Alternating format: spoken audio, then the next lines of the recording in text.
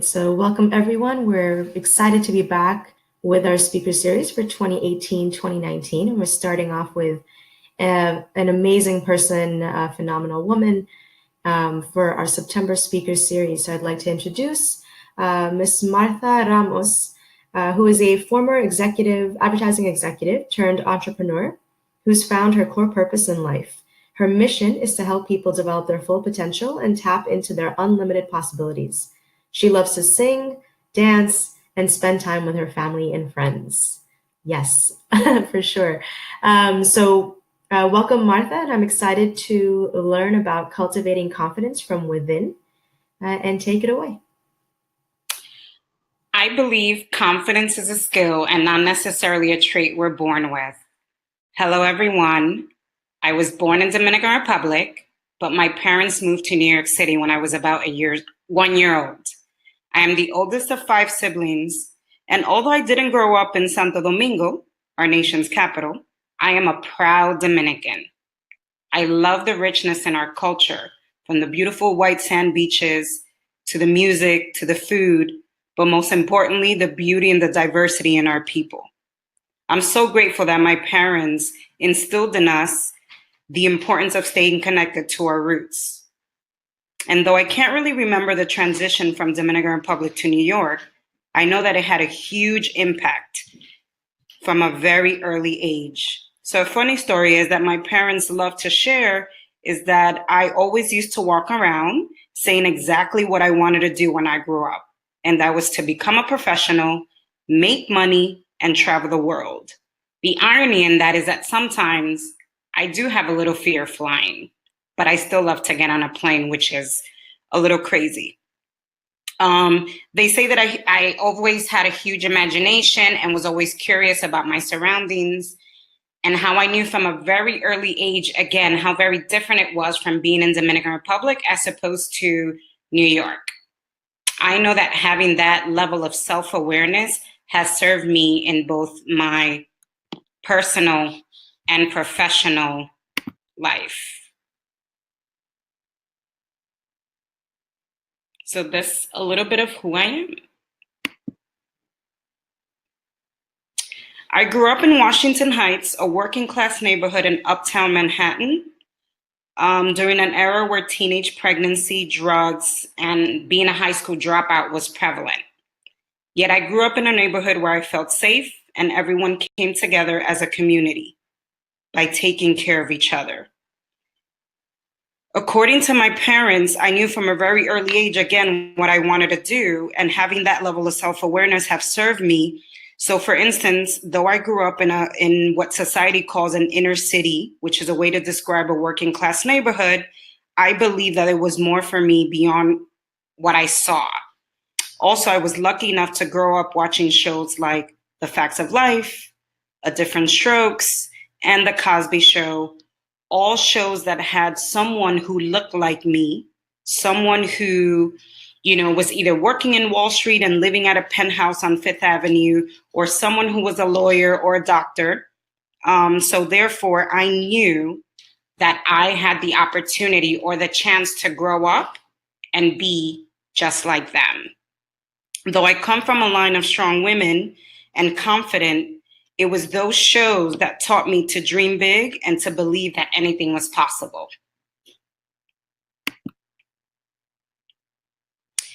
Now, education is the foundation to your success. And I say that because now with the ability to dream big comes the important role that education plays, especially for, people of color, people that come from different countries.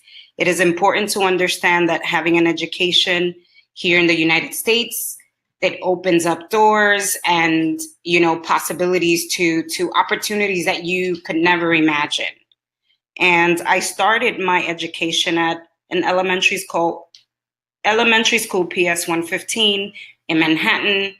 Then I went to junior high school 143, also in Washington Heights, Manhattan. And it wasn't until I ended up going to high school that I ventured out of the Washington Heights neighborhood. This is where I learned to instill time management into my skill set, only because, John F. Kennedy is located in the Bronx and I lived in Manhattan. So I had to make sure that I was getting up early, getting ready for school, making sure I put in enough time to go to and from Manhattan to the Bronx and then back to Manhattan. So managing my time back then was very important because, of course, I needed to make sure that I was in class on time every day, Monday through Friday. Then after I graduated from high school, I ended up going to Baruch College, where I got my degree in advertising and marketing communication. And then years later, after working in corporate America for a couple of years, I ended up going back to school where I got my master's in public relations and corporate communication at NYU. So believing in yourself and your dreams.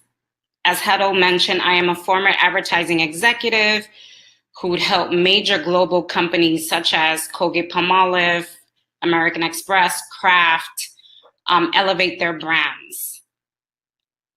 These jobs led to incredible opportunities to work on so many cool experiences, such as, being live at Essence Music Festival or, People en Español Fiesta, which is now an event that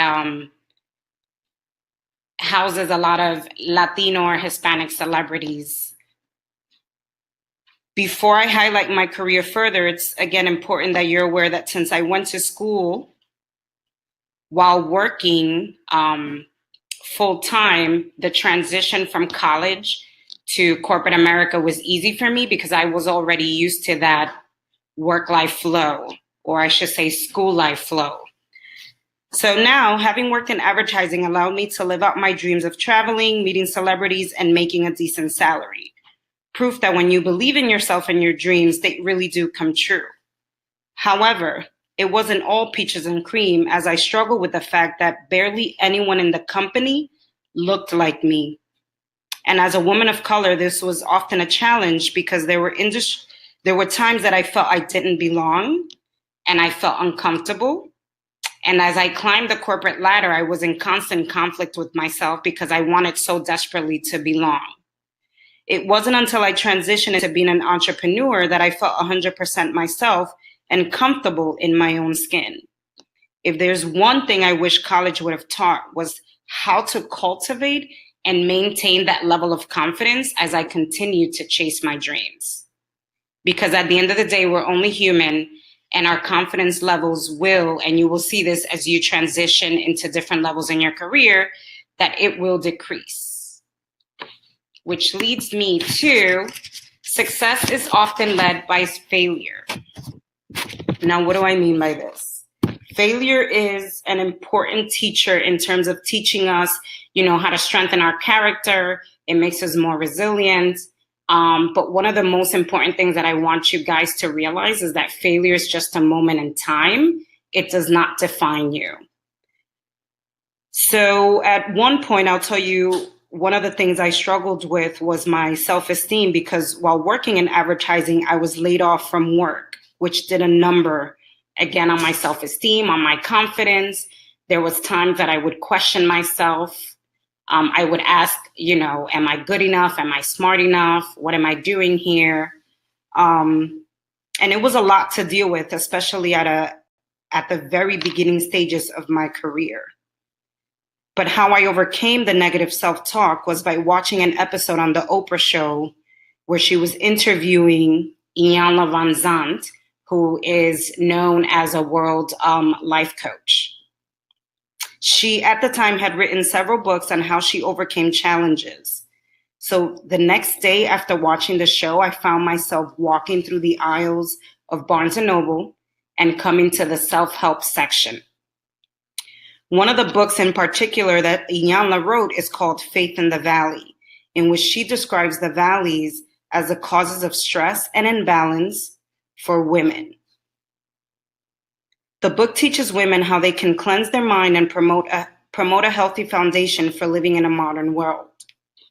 From that point on, I found myself as a regular customer at Barnes & Noble, buying books to improve my personal development, my mindset, helping me reframe my negative self-talk to more of a positive.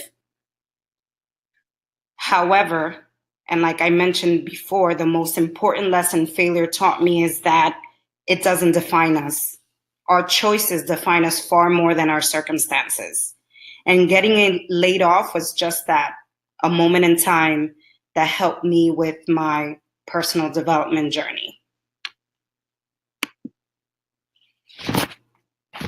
As I continued to work on my personal development, I became aware that, having a level of self-awareness is key, because after all, personal development is a lifelong journey.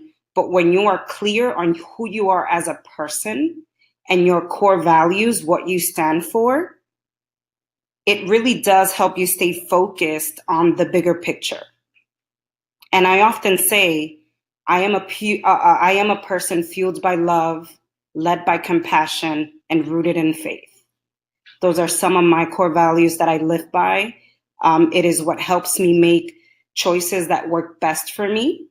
So again, being clear on who you are and what your core values helps you stay focused in terms of what are those hopes and dreams that you want to go for. So being very clear on what you want and just going for it. Also, one of the things that I would tell you is finding a tribe or your sister squad that supports you and your dreams is also very important. So being able to surround yourself with people who have a positive mindset, positive attitude is key in terms of helping you move on to the next level.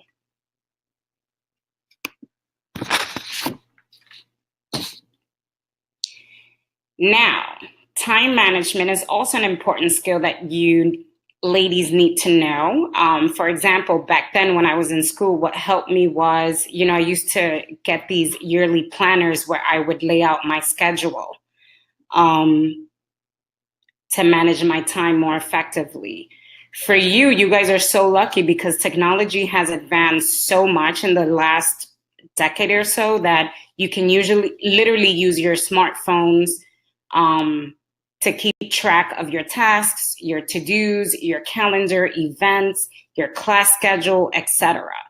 But making sure that you are keeping track of all of that and staying focused on your big picture is going to help you elevate your success. For me, I'm a big picture thinker. So even at times where I'm not, how should I say, looking at every single detail of my calendar or to-dos, and my level of confidence seems to decrease, I always think about, okay, what is my end goal? What am I trying to accomplish? And that within itself helps me to stay focused again on the big picture and make sure that I do whatever it is I need to do to make sure I reach that end goal. These are all things that led me to a successful career and now being my own boss and being an entrepreneur. Time management has become yet again an essential skill because of, whether meeting with clients and going to networking events or, getting to speak to phenomenal people like you, like yourself. These are all things that I need to make sure that I'm keeping track of and ensure the effectiveness of my abilities and confidence. So again, honing in on your time management skill not only ensures you're taking care of your to-dos, but it helps build your confidence as well. When you're in a good place mentally, emotionally, and you're not constantly stressing about your workload, this helps to keep your confidence in check. Some of the tools that you can use or resources is Google, or again, as I said, your smartphone. One of the things that I will tell you that you guys should definitely look into is Outlook or Microsoft Outlook 365, which a lot of companies are using now for email, Word, PowerPoint, Excel, even calendars. So this is an important tool that you guys should get familiarized with. And also don't forget to take advantage of all the resources and technology that's available for you.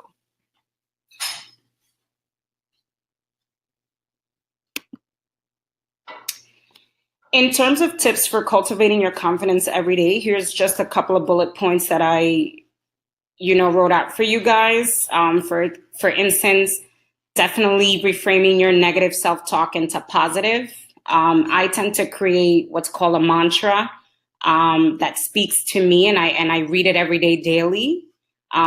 For example, I have a post-it that says, "I am smart, I am beautiful, I am capable," and I read it out loud to myself every single day, just as a friendly reminder that I am smart, I am beautiful, and I am capable.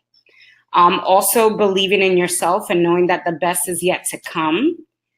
Making sure that you're getting enough rest and sleep, because your well-being, both mentally, emotionally, physically, is also crucial to your success, and making sure that you're cultivating that confidence from within, and also committing to treating yourself as you would your BFF or your best friend. I find like this is a lesson that I learned many years later. And it's crucial because as women, as young women, we tend to be very hard on ourselves.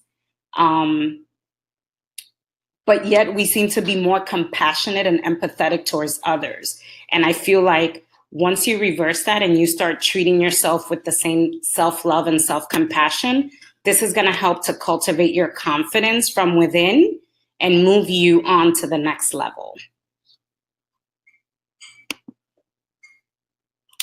Here I added some personal and professional development resources that you guys can use, from books to podcasts or networks that I feel you guys should definitely sign up, like definitely LinkedIn if you guys haven't created a profile.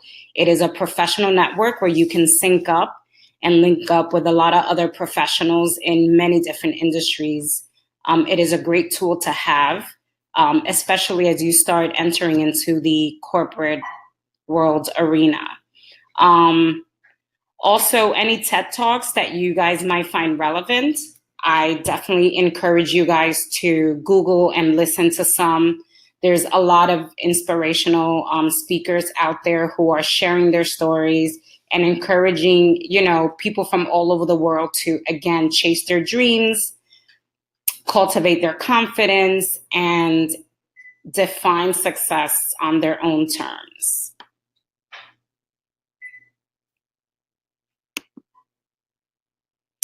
And the key takeaway that I would leave you is confidence is a skill you strengthen by leading with courage. The courage to take action and chase after your dreams despite your circumstances. So again, your choices define you far more than your circumstances.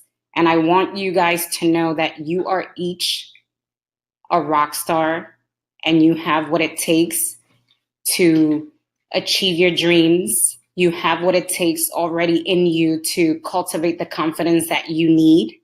You just need to make sure that you remind yourself of that each and every single day. And with that, I will let you guys connect. You can visit me on my website or follow me on Instagram for some tips and inspiration, or feel free to connect on LinkedIn. And that is all I have for you folks. Great, thank you. Actually, I want to see if we can learn more, and I'm just gonna go back to this slide here. Did I go too fast?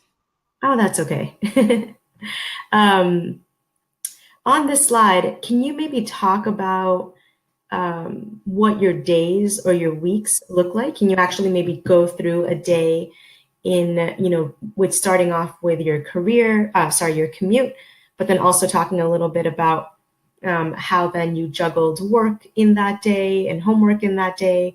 So what did that look like? What did a day look like? And then what are some tips that you wish you knew back then, or unless you're already doing all the tips to be successful in a day without getting tired by doing so much. So if you can speak to that, that'd be fantastic.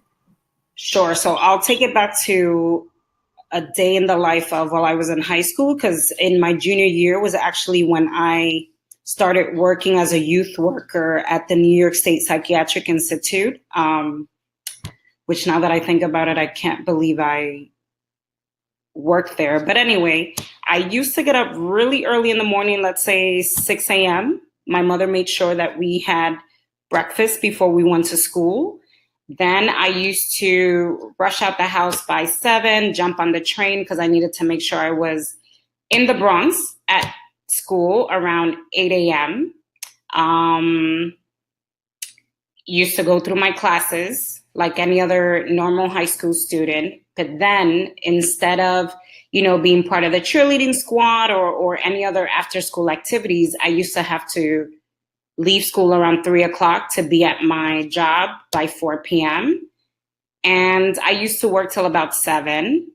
Then by the time I got home, I used to have dinner and get to doing my homework. And there were times that I would, stay up till about 10, 11 p.m.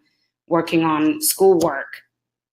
Ever since then, I've had that drive of, working, going to school, and making sure that I was taking care of business to move on to that next level. Again, I keep going back to that big picture. And that big picture for me was I wanted to grow up to be a professional, travel, and make a decent salary. So that was the big picture that kept pushing me and fueling me to ensure that, I was going to school, doing what I needed to do, working, learning different skills at work that would then propel me to that next level once I entered the corporate world. Yeah, that's great. And I think people underestimate sometimes just how long the commute sometimes takes in a day. And people underestimate how even transitioning between different types of tasks, right? So it can be, you said that you were working at the, where again? And why you were about to say you couldn't believe that you were working there. It was the New York State Psychiatric Institute in Washington Heights, and I was one of the only youth workers who worked on an actual floor with inpatients, which I have some interesting stories to share, but we will not get into that. But But yeah, that's have to be mentally draining working in that setting, yes. especially at such a young age. So how, I mean, were you able to easily transition between tasks? Because you're juggling academics, you're juggling commuting, you're juggling working in such a intense environment at such a young age, and you're keeping focus on the big picture. But how would you recommend someone to handle all that, including the transition? Either is it compartmentalizing, or what was it that you did? Um, Definitely compartmentalizing it, and being present. That kept me sane, I should say. And what I mean by being present is that when I was in school, I was focused in school. When I was at work, I was focused on what I needed to do at work. And once I got home, I was focused on making sure I was taking care of, my homework and my mental well-being. I come from a family rooted in faith. So prayer and meditation was instilled in us from a very early age. But definitely, I would say, is being present in the moment. That's what allowed me to transition easily from school to work and then back at home with family and then, doing my homework.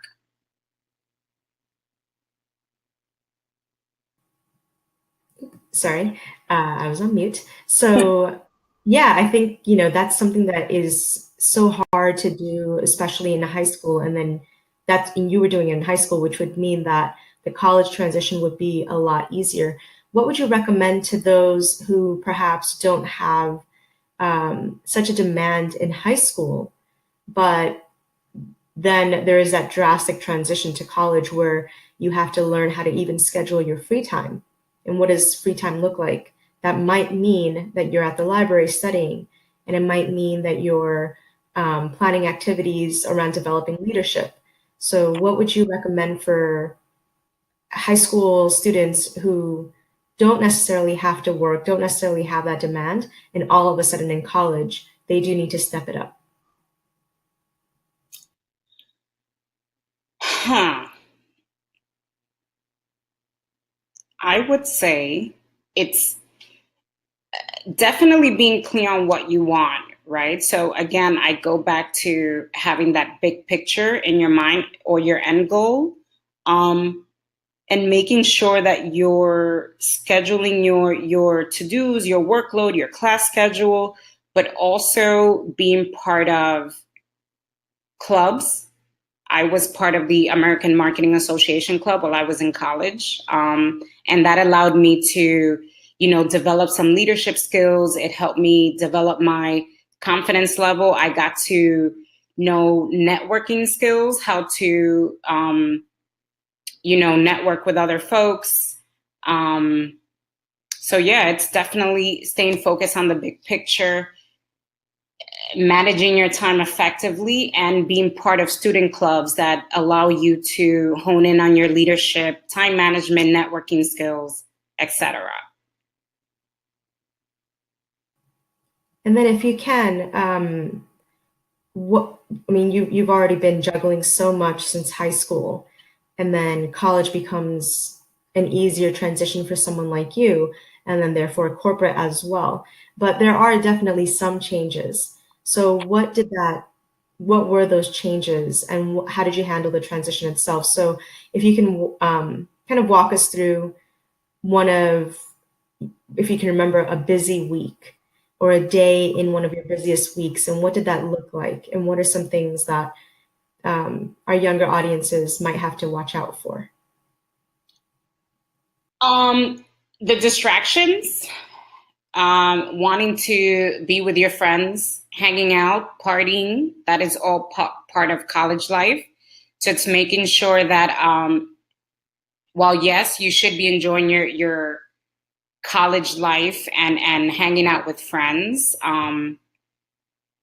it's just being very careful that that doesn't become a priority in your life and you stay focused on what your end goal is, and that is to graduate from college. So it's definitely paying attention to those distractions that can easily come, whether it's partying, drinking, whatever the case might be. And again, for me, it's so hard for me to talk about the transition because as far as I can remember, I've always worked and went to school. That was my life. So it was something that became natural and easy to me. So when I transitioned from high school to college, I knew what I needed to do. When I transitioned from college to corporate, I was already in that mindset of, okay, you have to work and you have to go to school. So balancing that, it literally became second nature to me. Mm-hmm. And what about a day in corporate? So what was one of your busiest days like at corporate? Definitely during planning season. So when we're getting ready to plan out the marketing campaigns for our clients, it's making sure, I was in between 8:30, 9 a.m. There was endless meetings, as well as, then the research that takes place in terms of finding out what needs to go into our marketing campaign. Then it's, of course, the rehearsals and meeting with clients, making sure that we're in line with meeting their objectives, their timeline, etc. And, there would be times that I wouldn't get home till about 9, 10 o'clock at night. And that time frame would literally be 12, 13 hours away from my family and everything else that I needed to do. And so if you could provide, in those meetings, you say planning. For someone who's not in the marketing world, what does that mean? When you're talking about planning, or what exactly? So let's say if a client is getting ready to launch a new brand, such as a toothpaste, they would give us what's called a client brief, where it states their goals, their marketing goals, their advertising goals, as well as their intended target, and the budget.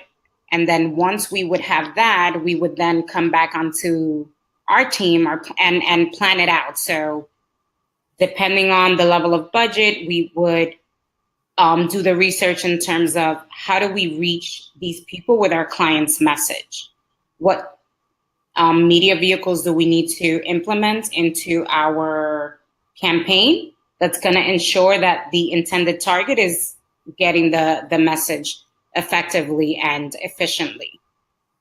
And then it's making sure that we're, building the creative that is either going to go on TV, in a print magazine, or a radio segment, and then seeing how all of that comes together before launching the campaign. So before it goes live, and then the target audience starts to see these messages, whether through the, TV, flipping a magazine. So it's just making sure that all of those moving pieces come together beautifully by the time the campaign launches. And I can only imagine that that requires a pretty significant team. So who are the people that you were working with, and how do you, or what are some, maybe either tools for communication to handle all those moving parts that each of you handle that collectively, determining what moving parts were being managed when, or was it one person that helped keep everybody on track? So what does that look like? So we definitely have what's called an account team. So we would have the media team, the public relations team, the account team, the creative team, all coming together to work collectively to ensure that each of those moving pieces came together. So the account team is actually, let's call them the project managers of the account, who made sure that all the other departments, media, marketing, creative, was doing their part and sticking to the timeline that they provided to ensure that we were delivering it on schedule. And then for an event like you mentioned, the top picture, that was at that was at Essence Black Women in Hollywood, which is an event that takes place every year. And it was negotiated with our partners at Essence Magazine. And so typically to plan something like that, which is large scale, how many months in advance are you looking at starting to plan? And, what part in that did you work on, and how do you just envision, or how do you bring what's going to happen in such in a number of months in the future? How do you bring that to life, or how do you plan for that? So definitely planning for an event. We would start, let's say, 9 months in advance. We needed to make sure that the client was on board 9 months prior, because that's how long it took Essence to then plan out the event, right? Like, our job was just making sure that the client was on board with our vision of how we would think their brand would stand out at such an event. But of course, we would start planning that out 9 months in advance, because it takes a lot of moving parts. So whether we worked with a brand ambassador or a particular celebrity, those were all things that we needed to research, plan, and negotiate before taking it to the clients, and then implementing it within Essence timeline. So those are all skills that, if we consider the college application process, right, that's all applicable to that same timeline. So 9 months in advance, or maybe even maybe a year in advance, you start looking at different colleges. You do the research, and then you have to plan it out and do the negotiating with whoever needs to be negotiated with, to either pay for the college and understand whether the college is right for you to, excel at the interview process. So these are all skills that you had, which allowed you to excel in your career, now allows you to shift into the entrepreneur role, because that's a lot of moving parts as well. So can you say around, of course it seems easy, but there was definitely a moment, or maybe a certain time span where you hone those skills of planning like such big things well in advance. Would you say that happened in high school? Would you say it happened for you that in middle school? Or what are you thinking in terms of when a younger person, can start planning so the college transition process is seamless? So when I was in college and I was part of the American Marketing Association Club, My job was planning out events that would teach our student body career tips. It was all about around career development, how to put together a resume, how to interview for a job, etc. So those were things that we planned out as a team from the very beginning of the semester. So let's say, fall semester began, we would get together as a team and try to come up with ideas to put together, events to put together for our student body, which wouldn't take place until the spring term, right? So we use the fall semester to kind of plan and reach out to individuals that we wanted to invite to come speak either at our panels or our career development seminars. So definitely that's where my love for planning began. It was being part of the student club and honing in on those skills. Mm-hmm. So that's why I would definitely recommend for your audience to definitely take part in some type of student club organization at school, because not only are you getting to meet other people from different cultures or industries, but you're definitely learning skills like leadership skills, time management skills, planning skills that are all very crucial once you transition into corporate America. Mm-hmm. That's what I was hoping that you'd talk to. So the experience that I think it's necessary for our young women to understand that it's more than just academics. Sometimes it's also the experiences that then give you that, let you practice the skills that you're going to need later on in life. And so getting involved, especially in high school, to not just prove that you can, be the best soccer player, be the president of a club. It's not just about the titles, but really also the experience that proves you can then take on the task, the multiple tasks that you'll have to in college and career. So I appreciate that. What other things or activities did you do in high school? So you worked, but within high school, were there any activities that you took part in? No. I honestly didn't have the time. I mean, when I was a freshman and a sophomore, I was still part of a cheerleading squad that had nothing to do with my school. So usually I used to, run home to practice because we used to perform on the weekends. But then once junior year rolled around and I ended up getting that job at the youth program, there was no more time I had no more time to take part in any of the activities at school. Mm-hmm. Yeah, I mean, you're already juggling so much. So the reason I asked that is because it's September. I mean, it's the end of September already. And so these young women are probably looking at, they have their schedules, they have their academics all set, what they're going to be doing. And in that, they're probably going to be planning out, besides what their schoolwork looks like, they're going to plan out how much they should study per class, if they're taking any AP courses or any other challenging courses. But in that, they should find time to become well-rounded so that they can have those skills around planning, execution, where it came into it played a big role in your life as well. So what would you, if you had to give them feedback right now, it's October almost, they're looking at different activities. Don't take on too much, but do take on something. What would you say to them? I would say take on whatever activity brings you joy. Why do you say that? Whatever makes you feel the most alive, the most connected. So whether that's, taking part in a dance class or going to the gym or taking a cooking class, whatever that looks like to you, it's just fine. Whatever's going to bring you joy. Mm-hmm. And why do you say that? Because I feel like it's important, and it teaches you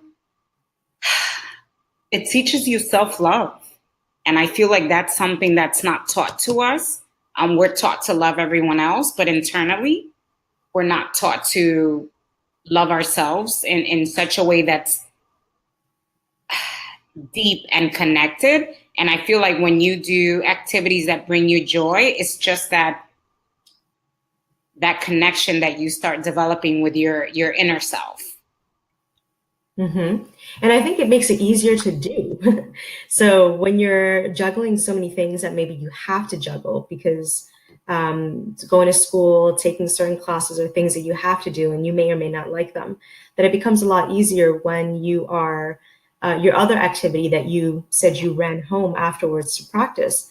I mean, I'm sure that you loved you love dancing. You mentioned, I said in your intro, you love dancing. So because you love dancing so much, it makes it so much easier to have the motivation to run home and then do that activity. So do you want to speak to that some? No, absolutely. And I'll tell you that dancing for me, it's not only does it bring me joy, but it brings me back to a state of, I don't know, I become a different person and I forget about all my troubles and struggles and workload. Like it just helps me to stay emotionally and mentally stable. Which made it something that you could do after likely a draining day at school. What was or how often did you go to dance in high school? What did your week look like? Did you go to work? Was it every day? And where did you find time to dance in between?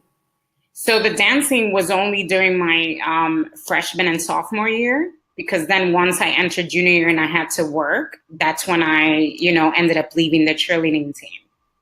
Mm. So you went to work after school every day, Yes, Monday through Friday.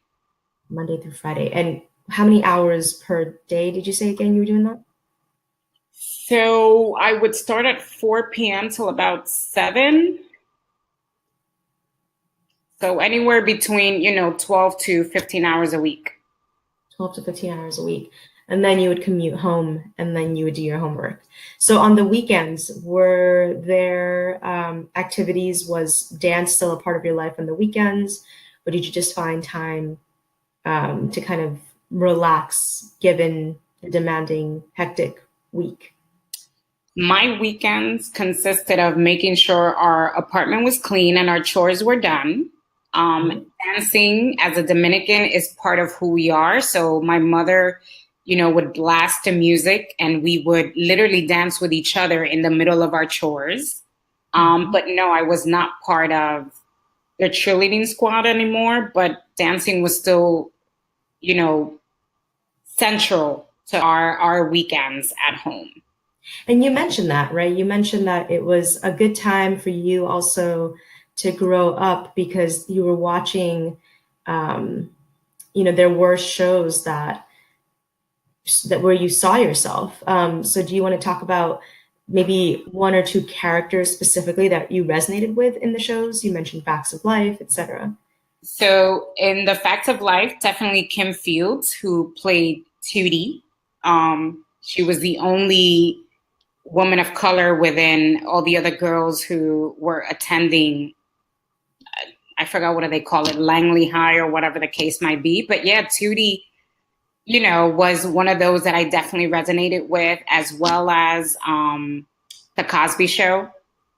I mean, you had Claire Hustables; they were all people of color. One of the things that I wasn't, how should I say, the things that was missing from TV for me were people who were Latinos who looked like me.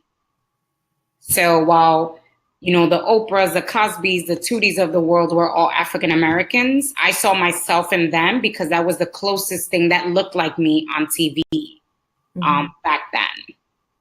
And why do you think it's so important, or why did you feel, that was missing from your life, and it would have been, um, I don't want to put words in your mouth, but not better, but just why were you looking for that person who was Latina? Because I knew that there's a lot of people that have what it takes to be on TV who were Latin. So for me, representation was and still is important. Having that diversity in mainstream is something that I feel is important, especially because we live in a nation that's multicultural. And when you're only able to see a certain amount of ethnicity or race or whatever on TV, it makes, it kind of hinders your opportunities, your possibilities. So yeah, that's why for me growing up, I'm like, well, whatever happened to the Latinos? How come a Dominican can't have a talk show, or someone from Ecuador or Puerto Rico? So yeah, representation is something that mattered to me then, and even more so now. Mm-hmm.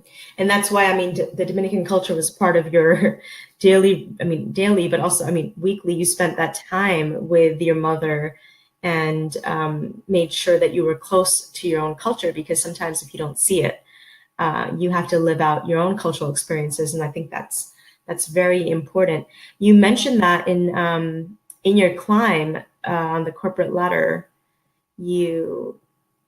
it was around here where you said that you were looking for those, I'm going to use the word coach because you're a coach now, so you were looking for those coaches who look like you, who you could see yourself in. And why do you think that that's so important for a young person, especially a young woman who's now entering the corporate world? I just think you resonate better. You're able to connect because there's certain nuances that are similar. And yeah, for me, it's just all about connection. So to have someone who looks like me or is Latino, it's important because you just automatically feel connected to that person. And so, given that you didn't have that around you at the workplace, did you find a coach? Did you find a mentor? Did you maybe people outside of your workplace to help you get through that kind of, the lack of representation, but still having to go to work every day and feel like you belong? So, did you look externally for those people then? Absolutely. And it was a combination. I mean, that's why I say community is important. And it was a combination of, people that I knew that worked in other industries. My counselor at Baruch College, who I am happy to say we're still friends now, even 20 years after the fact. She played an important role. And also, I did have a mentor very early on in my career who, again, very lucky and fortunate that we're still friends, all these years later. So it's definitely finding that community, that sister squad, that can support you in your dreams, and help you whenever you're coming across a struggle or a challenge or any obstacles that you might be facing. That support system is what's going to help you, through it. And that probably also reflects, or that search for other people who look like you also reflects in the types of projects that you chose to work on, I guess, right? Can you talk a little bit about that? Well, in corporate, I definitely worked mostly on what's called general market campaigns, which is targeting everyone. So I can't really say that I was connected 100% to the work that I was doing. But now as an entrepreneur, I have that choice. I have that choice to be able to work on projects that I want to work on, clients that I want to work with, clients that I feel connected with. Being able to speak and work on for your company, speak mentorship, it's huge for me because it is important for me to be able to give back and connect with other people who may be in the same shoes I was 20 years ago, where they didn't feel connected to the people that they looked up to, or they don't see themselves in these mentors or industry leaders that don't necessarily look, again, like them. So doing this type of work now as an entrepreneur, I have that choice. Mm-hmm. Yeah, I mean, it's so important for these young women to also consider that when, not just that their end career can't have women who look like them, but that sometimes they might have to be the woman, the pioneer in that particular workspace. and then they can lift other women up. So really planning that out, bringing it all back into planning, because that was such a big skill that I think helped you along the way. So really planning what they want to do in a high school, and then planning what kinds of colleges, what kinds of college environments would help them feel connected and as if they belong. And then again, knowing that that kind of experience will take them into their future careers where they might be the only person, but they also have the opportunity to then be the role model for the next woman and the other women that'll follow them. So I think that's fantastic. I mean, you are a pioneer and you've been doing this work for a long time. So, and then just finally, if we talk about some of these in particular, which one is one that jumps out particularly from this list?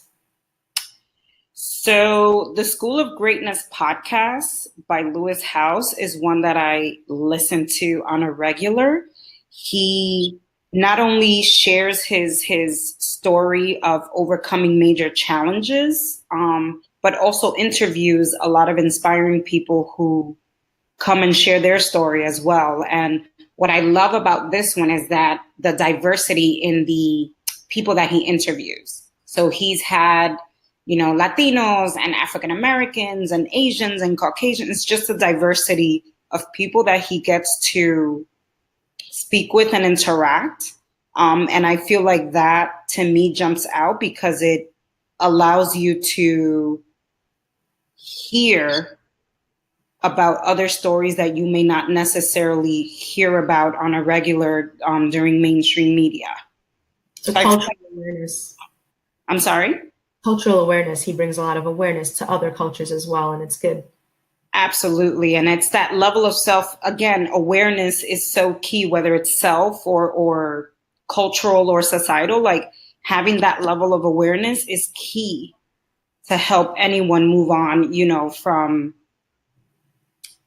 school to career to entrepreneurship. Awareness is definitely key. And I feel like the School of Greatness allows you to hone in on that awareness. Mm-hmm. Fantastic. I'm going to go into your last slide here before I introduce the next speaker. Final thoughts.